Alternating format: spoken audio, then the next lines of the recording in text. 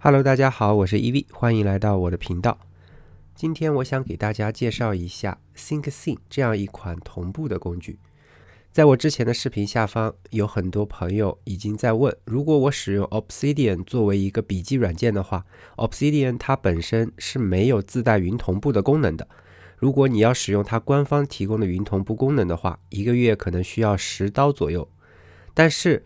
我本身很早以前就开始使用 SyncSync 这样的一款同步的全平台的同步工具来同步我的所有的文件内容，然后在我的评论区里面也可以看到很多朋友也是使用类似的这一个方式来实现自己数据的同步的。那我觉得 SyncSync 这样的一款开源的免费的并且是全平台的这样的一款工具值得推荐一下。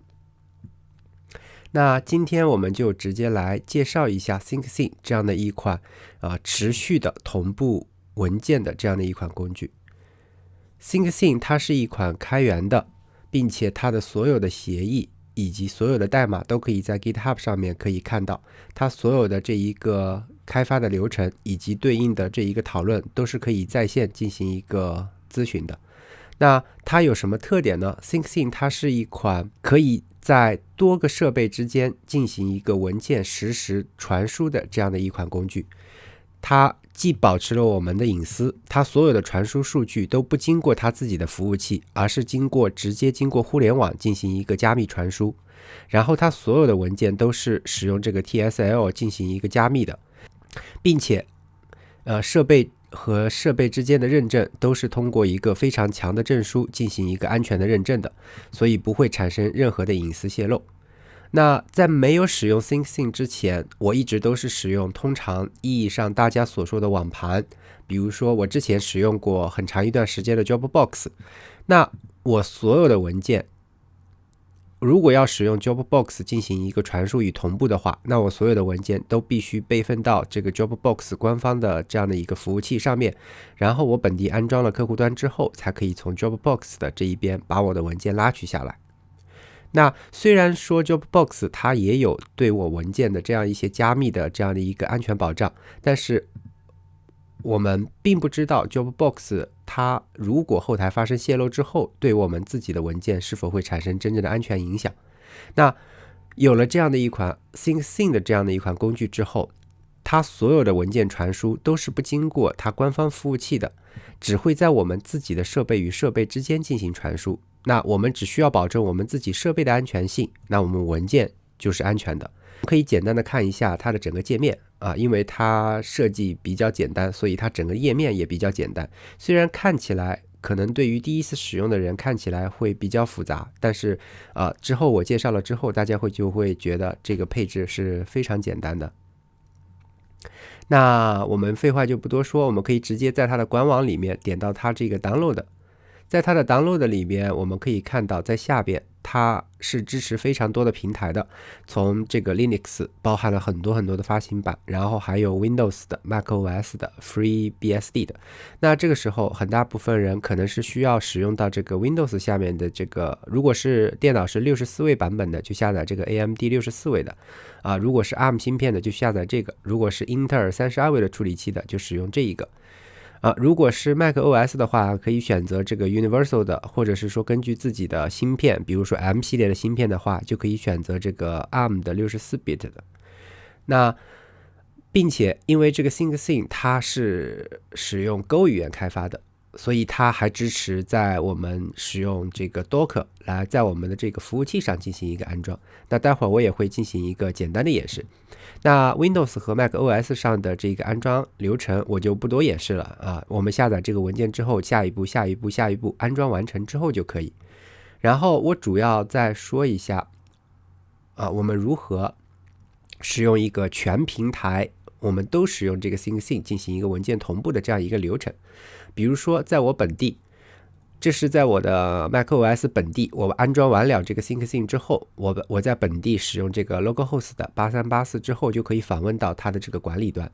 在它的左侧是我同步的已经配置好同步的文件夹，然后在右侧上面这一部分是我本地的这个设备的一些的信息。比如说当前有没有在同步，然后同步的速率是什么，然后本地有多少文件已经同步了，然后它连到了多少个 listener， 还有多少个 discovery， 这2个就是用于我们设备与设备之间发现，以及我设备与设备之间进行互联的这样的一个状态吧。然后这个 uptime 就是表示我这一个节点当前已经运行了多长的时间，然后还有这个 identification 就是表示我当前设备的这一个识别号。这个识别号的话也非常重要，如果我们要进行设备与设备之间互联的话，我们就需要使用到这一个 identification 来进行一个互联。然后这是就是这个 SyncSync 它的一个版本号。然后在下边就是我们的一些远端的这一些设备，比如说在这个地方我配置了很多很多的其他的一些同步的一个设备，比如说有一些是我的这个 VPS， 然后有一些是我本地的一些 NAS， 比如说这一台设备是一个 QNAP 的这样的一款 NAS， 然后还有我的本地的其他的一些电脑，然后还有一些其他的一些比如说平板设备，以及还有一些本地的一些 NAS， 还有我本地的一些Linux 的乌班图的这些客户端，我都可以使用这一个 SyncSync 进行一个文件同步的一个互联。我只要在我的本地配置好了这一些远端设备，那我所有的这一些文件，我只要点击我的这一个 Edit， 然后我去点击这个分享，那我就可以直接把我这边所有的这一些内容都同步到我的其他的设备当中。那废话不多说，我们就直接先来演示一下。比如说如果我们本地现在已经有了一个乌班图的这样的一个 Linux 系统，那比如说我本地我其实有一台在我的局域网设备当中有一台乌班图的 22.04 版本的这样的一个系统，那其实在我的这样的一个系统里面我是没有安装 SyncSync 的，那这个时候我就可以使用我的这个Docker 文件，然后在我的这个 SyncSync 里边，我可以使用这样的一个 Docker Compose 的文件系统我可以使用这样的一个 Docker Compose 的配置文件，启动一个 SyncSync 的这个客户端在这个地方我们可能需要配置一下我们的这个 host name， 然后还需要配置一下我们的这个 PGID 这一个配置文件我们可以直接在这个我的这一个仓库里边，我们直接搜 SyncSync， 然后在这一个配置文件里面，我们就可以直接看到这个配置文件。我们可以直接把这个项目文件拉下来之后，在我的本地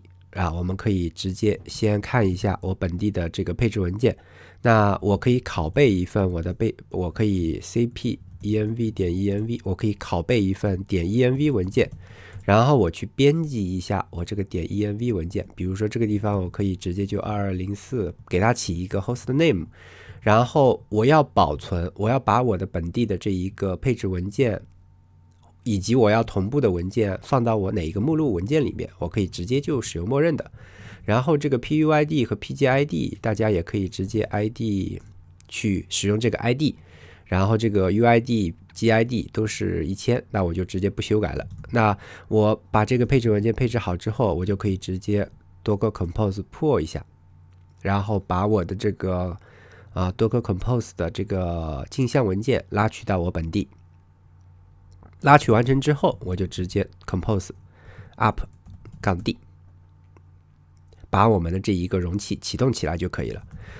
完成之后，我们可以直接 docker logs-f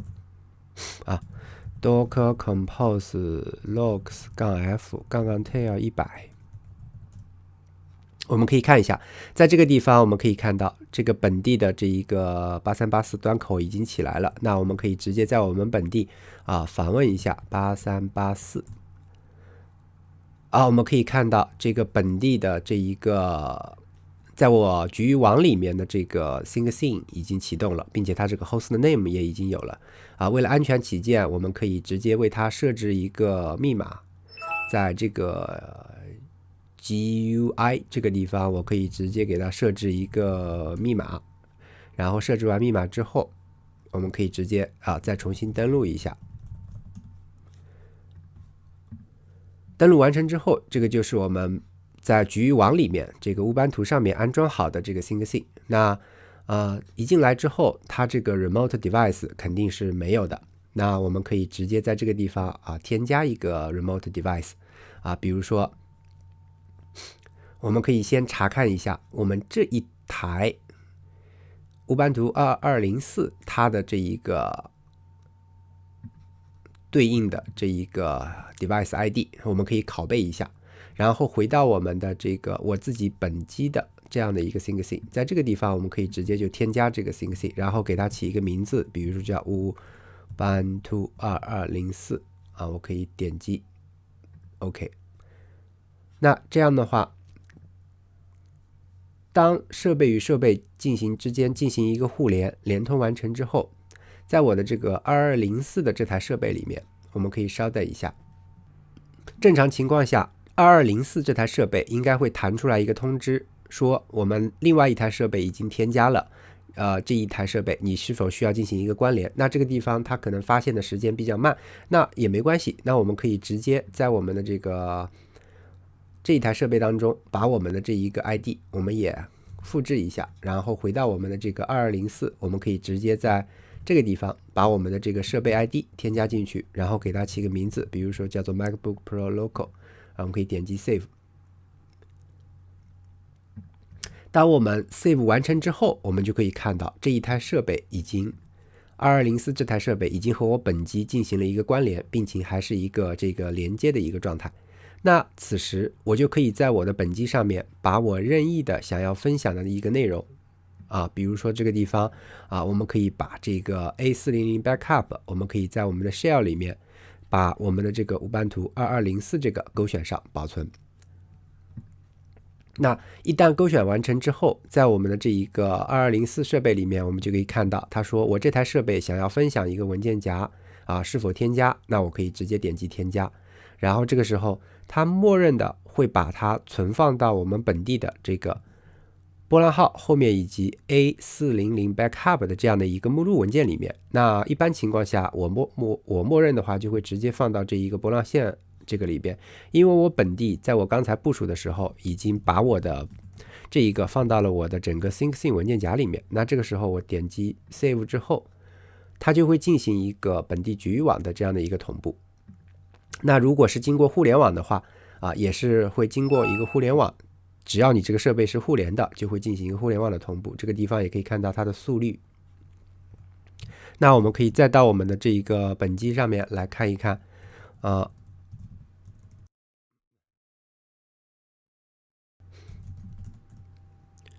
刚才我们把它已经放到了这个 SyncSync 的这个目录里面，我们可以看到这个时候在我本地这个 SyncSync 的目录下面就已经有了一个 A400 backup 这样的一个目录与此同时，这个时候因为只有200多兆，它已经瞬间就完成了这样的一个同步。我在我这一个任意的设备之间对文件进行修改，它都会把这一个文件同步到我所有的设备当中。那同样的，对于 Windows 下的 macOS 下面的所有的这些操作内容都是一样的。那有朋友要问了，如果我要重新添加一个文件应该怎么办呢？那实际上也非常简单，我直接 add folder， 在这个地方给 folder 起一个名字，然后在我下面的这个 folder path 里面把我的这个本地的这一个 path 目录加到我的对应的这一个目录里边，然后我们直接点击 save， 然后在我这个分享里面就可以把我的这一个文件夹分享给对应的这样的一些设备。那好，今天想要分享的主要的内容就是这一些。如果大家在使用 SyncSync 的过程当中有一些比如说其他的问题SyncSync 它也是非常强大的，它其实有非常多自定义的部分，就比如说你还可以自己配置一个 Discovery 服务器。那如果你有了这个 Discovery 服务器的话理论上你甚至是说你所有的这些设备不需要通过互联网，通过一个本地的局域网自动发现就可以产生一个互联。那如果你还想使用这一个 SyncSync 的一个版本管理，在我们的这个配置文件当中，我们可以在 Edit， 在这一些文件版本里面，我还可以选择比如说我删除了文件之后，我的其他设备应该是说直接删除这些文件呢，还是说把它放到一个垃圾箱里面，还是说我保留最近的几个版本，还是说其他的一些文件版本的这样的一个管理，都是通过这个版本控制来管理的。另外的话，比如说有一些文件你不想同步，你也可以通过这个 ignore patterns 去把它移除掉。然后它这一个 ignore 的语法吧，也是非常的强大，大家也可以去参考这一个文档去进行一个学习。然后另外的就是 ThinkSync 它还有一些比如说发送模式和接收模式，比如说有一些设备你就想让它作为一个备份的服务器存在，那这个时候你就可以让它只接收并不发送你也可以去修改它的这样的一个发送的一个类型。比如说在 Advanced 里面，你可以选择我这一个文件夹如果我这个2204它只作为一个备份服务器的话，那其实它就可以只接收那这样的话所有的变更内容我都接收，但是我本地的修改不会同步给其他的这样的一些设备。那还可以设置这个比如说全盘扫描的这一个间隔时间，然后还有一些比如说文件的这一个模式，拉取模式是随机的，还是说根据我的修改的时间，还是说根据字母序等等，都是可以在这个地方进行一个设置的。然后还有比如说我们是否需要同步一些文件权限，然后是否需要同步这个文件夹的 owner，就是文件夹的所有者是否需要发送我的文件夹的所有者信息，然后还有一些比如说我们是否需要同步其他的额外的属性等等，都是可以在这一个 ThinkSync 的这一个高级配置里面去管理的。那另外的，如果大家有任何的疑问，或者是说有任何的这个使用上的一些疑问的话，都可以进行一个留言或者是到我的这一篇文章里面进行一个留言。那好今天我想分享的内容就是这一些，欢迎大家点赞、关注、转发，大家拜拜。